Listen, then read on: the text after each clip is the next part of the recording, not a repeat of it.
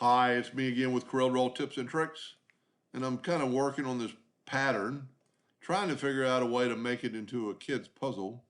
Right now, I think it would be too easy because the black would be just the backing and have spots to put the blue pieces of wood.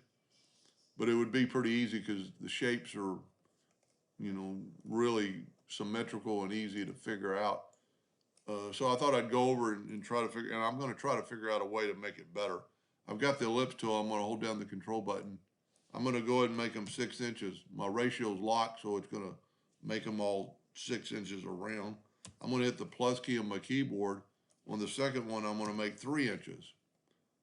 Now I'm going to go ahead and group this together with Control G, and I'm going to put it up here. And then you really need to start off with something pretty big because even at this joint would be 3/8 of an inch piece of wood.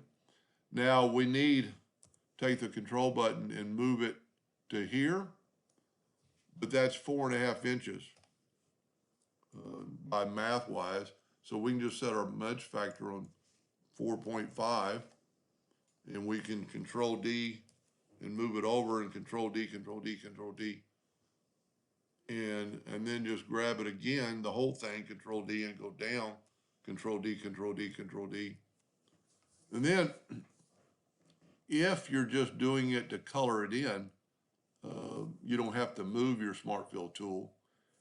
I'm going to make a second video on how to make the pieces all combined. But if you're just doing it for color, let's just zoom in here. I'm going to try to reduplicate this one pattern here.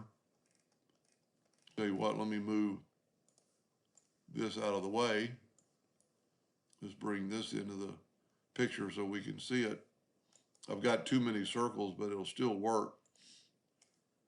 So then just take your Smart Fill tool and fill in that, and that.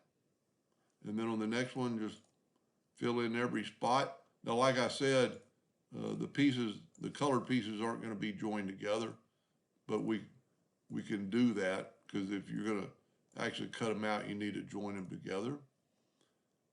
And then we'll just continue. It's really pretty easy. You're just taking a Smart Fill tool and fill it in. If you ever make a mistake, just back up. And then there's one more here. And you don't have to make this pattern, but it came out pretty good.